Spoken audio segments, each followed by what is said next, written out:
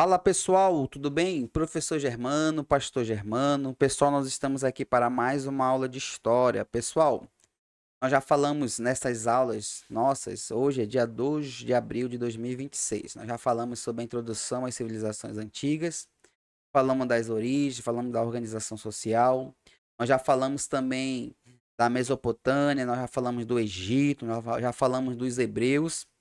E hoje nós vamos falar a respeito da Grécia, pessoal. É isso mesmo, da Grécia, certo? Como é que foi fundada a Grécia, né? Quem fundou a Grécia, né? Pessoal, mas tudo isso, pessoal, não vai ser agora, certo? Vai ser logo mais depois da nossa vinheta.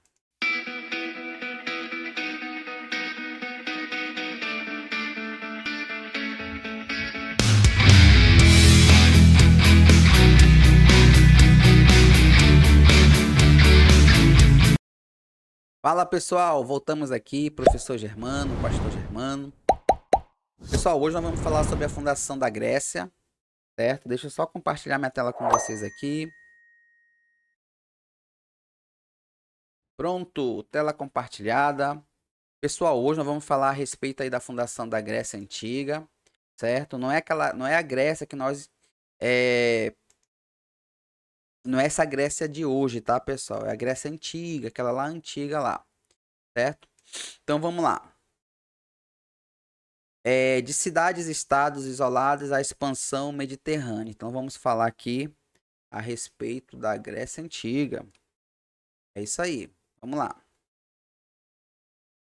Então vamos lá. Pessoal, primeiramente o que eu preciso entender? Eu preciso entender dois termos, certo? Entender dois termos. Que termos são esses? Primeiramente, antiguidade e clássico, né? Na história, esses dois termos aqui eles são importantes. Então, antiguidade indica algo anterior e inaugural, certo? E clássico remete a um modelo ou referência. Então, quando nós juntamos esses dois termos, nós estamos querendo dizer o seguinte, que indica algo anterior e traz um modelo ou uma referência para nós, certo? É por isso que nós estudamos as antiguidades clássicas, né? E aí, quando nós nos referimos dentro da história para a antiguidade clássica, preciso ter em mente duas sociedades. Você já está com o seu caderno aí? Já está com a caneta? Não? Então vou esperar você pegar o seu caderno e a sua caneta. Pronto, já pegou? Então vamos lá. Anote isso daqui. Quando nós falamos antiguidade clássica, nós estamos falando de duas sociedades: a sociedade grega e a sociedade romana, certo? Então, nós estamos falando aí de duas sociedades muito importantes para nós, pessoal: os gregos e os romanos, certo? Então, anote isso daí. Quando nós falamos antiguidade clássica, nós estamos falando de duas sociedades: sociedade grega e sociedade romana. Tudo bem? Vamos lá. Pessoal, eu preciso também entender que a cultura grego-romana, ela não é o único modelo de sociedade que existia na época, tá? Sociedade antiga. Existia também outras sociedades, como a América, como a África, como a Ásia, como a Oceania, certo? Então, lembrar que a nossa história, né? Lembrar que a nossa história é uma história o quê? Fale aí para mim. Repita comigo bem alto, para que as pessoas possam ouvir você falar aí. É isso mesmo, é uma história eurocêntrica. Só que na história, pessoal, nós usamos um termo também, Eurásia, né? Para se referir que essas sociedades também surgiram em outras localidades. Então é importante você saber disso, certo? Então, você que está assistindo a aula, você já anotou esse termo e você vai acertar essa questão na prova do professor Hermano. Vamos lá. Então vamos lá, pessoal. O que eu preciso entender aqui do território aonde surgiu a Grécia? Primeiro, era um território fragmentado. Como assim, professor Germano? Então olha aí, ó. nós temos pelo menos aí 3 regiões que surgiram, que se localizavam a Grécia, né? Então nós temos aí a Grécia continental, certo? Que localizava ali no sul da região dos Balcãs, no sudeste da Europa. Temos também a Grécia peninsular, a península dos Peloponesos, situada ao sul do Golfo de Corinto, e a Grécia insular, composta pelas ilhas do Mar Egeu e do Mar Jônio, incluindo Creta, a maior de todas, certo? Então, para a sua prova, você só precisa entender que a Grécia estava localizada em 3 regiões: a Grécia continental, a Grécia peninsular e a Grécia insular, certo? Só isso para a sua prova. Vamos lá. O que eu preciso entender aqui, professor Germano? Então vamos entender um pouco da geografia da Grécia. Então olha aí, ó. A Grécia, pessoal, vai ser situada aí, ó, e vai estar situada, né, nos relevos montanhosos, e o território insular isolaram as comunidades. Então, aqui nessa região aqui nós vamos ter algumas regiões aqui, algumas cidades gregas, certo? O que mais que eu preciso saber? A Grécia Antiga não era um país unificado. Então, imagine que cada pedrinha dessa aqui, ó, cada negocinho seja uma cidade. Então, cada cidade dessa aqui tinha o quê? Um rei. Exatamente, ou seja, porque eles não eram povos unificados, eles eram povos independentes, certo? Então, cada uma das cidades, né, com seu próprio governo, com suas próprias leis, enfim, com suas próprias regras. Então, você precisa entender. Tudo bem? Vamos lá. O que mais que nós precisamos entender aqui, ó? A formação há 2000 anos antes de Cristo, né? Eles foram formados pelos povos, os aqueus, os jônios, os eólios, os dórios, que vão se estabelecer na Grécia, certo?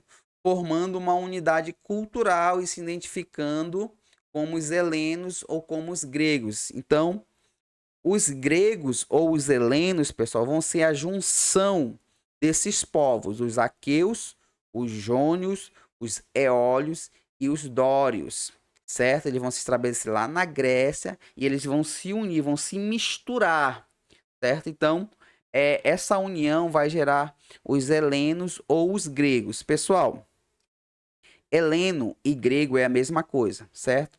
Leve isso para a sua prova. Heleno e grego é a mesma coisa. Cultura helenista e cultura grega é a mesma coisa. Tudo bem? Leve para sua prova somente isso que vai dar certo. Pessoal, o nascimento da polis. Então a polis elas vão surgir lá no século 8 antes de Cristo, certo? Polis, coloque no seu caderno aí, ó. Você ainda não está com o seu caderno ainda? Então eu vou esperar você pegar seu caderno. Enquanto você procura e pega seu caderno, eu vou tomar uma água.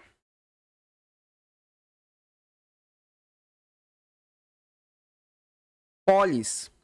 Já está com o caderno? Polis é a mesma coisa que cidade. Coloca polis igual cidade.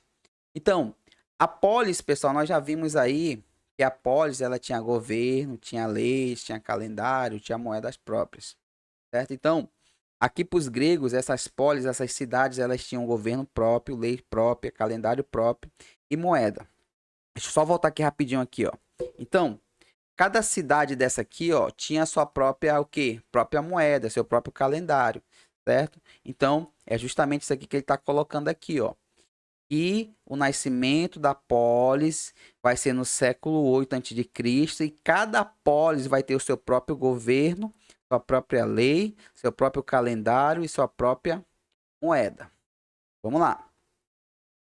Pessoal, as polis, elas tinham uma parte urbana e uma parte rural, certo? Na parte urbana ficavam as praças, os templos, os escritórios e a construção pública.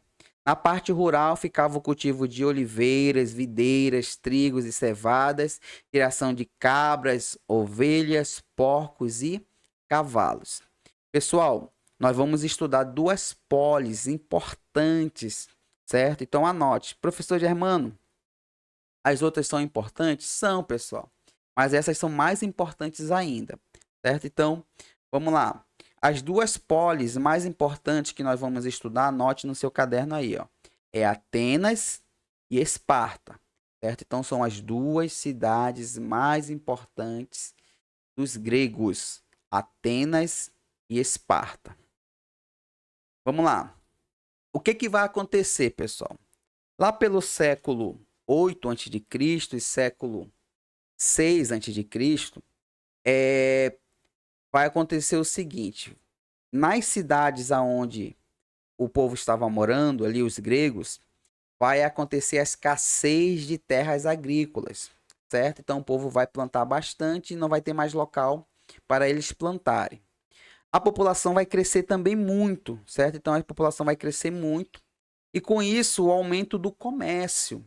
E aí o que que vai acontecer? Tudo isso daqui, pessoal, vai gerar o quê? Uma pressão nas pessoas, certo? E aí muitos gregos, eles vão deixar suas cidades e vão para outros locais, outras regiões. E aí eles vão fundar colônias, certo? Então anote isso daqui, que isso aqui é importante, porque isso vai marcar a expansão grega no mundo, certo? Então, por que que os gregos eles vão deixar suas regiões, suas cidades e vão para outras regiões fundar colônias?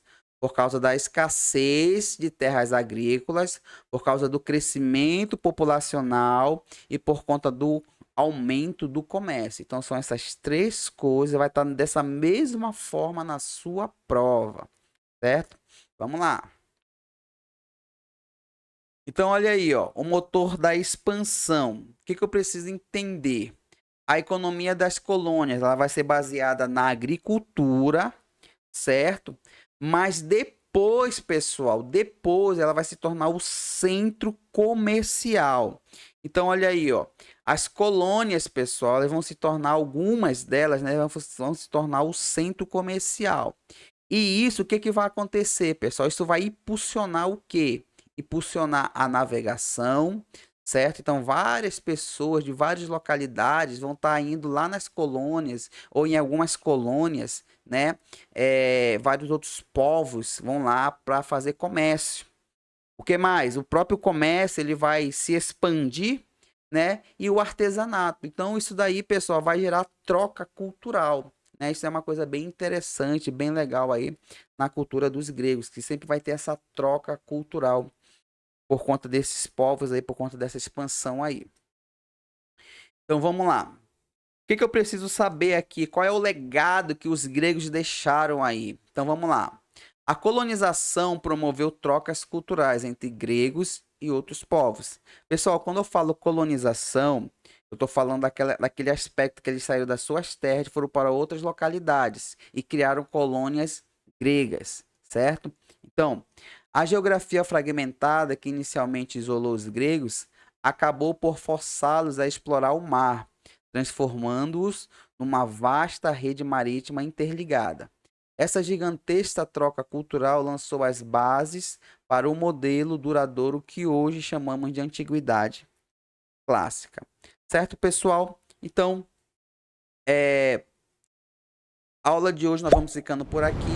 Esse aqui foi a base aí dos gregos, certo? Então, nós colocamos aqui o que era essencial, as características mais gerais, certo? Na próxima aula nós vamos falar a respeito de Atenas e a respeito de Esparta, certo, pessoal? Então, nós vamos ficando por aqui.